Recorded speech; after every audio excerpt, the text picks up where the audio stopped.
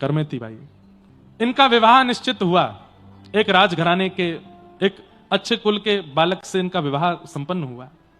तो विवाह जिस दिन होना था उस दिन बारात सामने आई। ये ऊपर अपने कक्ष में खड़े खड़े बारात देख रही थीं और तभी इन्होंने मन में विचार किया कि मैंने जन्म किसी का घर बसाने के लिए, अपना घर बसाने के लिए, गृहस्थाश्रम में जाने के लिए नहीं लिया है। मैंने जन्म ठाकुर जी की भक्ति के लिए लिया है और अपनी भक्ति के द्वारा असंख्य भक्तों को भक्ति का मार्ग दिखाने के लिए लिया है। लेकिन माता पिता जबरदस्ती मेरा ब्याह कर रहे हैं, क्या करूं?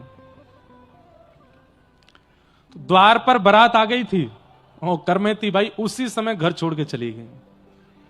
ये नहीं पता था जाना कहां है, बस इनको ये पता था कि मेरे घर से उत्तर की दिशा में वृंदावन है। ये नहीं पता था वृंदावन का रास्ता कहां है, कहां से मुड़ना कैसे, बस उत्तर दिशा की ओर चल पड़ी करमेती बाई। द्वार पर बारात खड़ी थी, माता पिता दुल्हा का सत्कार कर रहे थे और बहू बेटी घर से चली गई। पूरे नगर में ढूंढा, पुत्री नहीं मिली। तब इनके दुखित पिताजी ने नगर के राजा को कहा कि मेरी बेटी घर छोड़ के चली गई है, मेरे पास तो सैन्य बल नहीं है, आप मेरी बेटी को ढूंढवाइए, कहां है वो? तब राजा ने अपनी सेना लगा दी, बोले ढूंढ के लाओ, कहां गई है ब्राह्मण देवता की पुत्री? तो सेना दौड़ी, चप्पा चप्पा ढूंढने लगी, कहां है कहां है।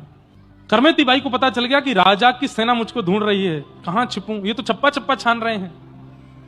तभी इन्होंने देखा कि एक रेगिस्तान में ऊंट पड़ा है मरा हुआ और किलोमीटरों दूर तक उसकी दुर्गंध आ रही थी, इतनी दुर्गंध आ रही थी।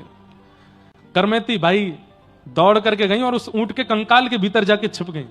3 दिन तक उसके अंदर छिपी रही। प्रसंग आता है कि करमेती बाई जब वृंदावन पहुंच गई और फिर कालांतर में प्रसिद्ध हो गई, संत जन इनका सत्संग सुनने के लिए जब आते थे तब एक संत ने इनसे प्रश्न किया कि भाई साहब, हमने सुना है कि जब आप राजस्थान से वृंदावन आई थी तो सेना से बचने के लिए आपने ऊंट के कंकाल में 3 दिन निवास किया। करमेती बाई बोली हाँ। तो फिर उन्होंने कहा क्षमा कीजिएगा, बुरा मत मानिएगा, पर कोई जानवर मर जाता है तो उसके शरीर की दुर्गंध इतनी विष के समान होती है कि उसको एक बार कोई ले लेता है तो उस व्यक्ति का सिर दर्द करने लगता है। आप 3 दिन उस दुर्गंध युक्त ऊंट के पेट में कैसे बैठ गई? जिसके चित्त में प्रेम लक्षणा भक्ति जागृत हो जाती है ना, उसको फिर परिस्थिति से फर्क नहीं पड़ता। जिसके चित्त में प्रेम बढ़ चढ़ के बोलने लगता है कृष्ण भक्ति का, वृंदावन भक्ति का, और प्रेमी व्यक्ति को फिर परिस्थिति से फर्क नहीं पड़ता, वो प्रेम को प्रायोरिटी देता है। मेरे लिए वृंदावन पहुंचना जरूरी था, मेरे लिए कृष्ण की चरणारविंदों की प्राप्ति जरूरी थी। मेरा मन बुद्धि चित्त सब कुछ कृष्ण का स्मरण और वृंदावन का स्मरण कर रहा था, इसलिए वो दुर्गंध मेरा कुछ बिगाड़ ना पाई।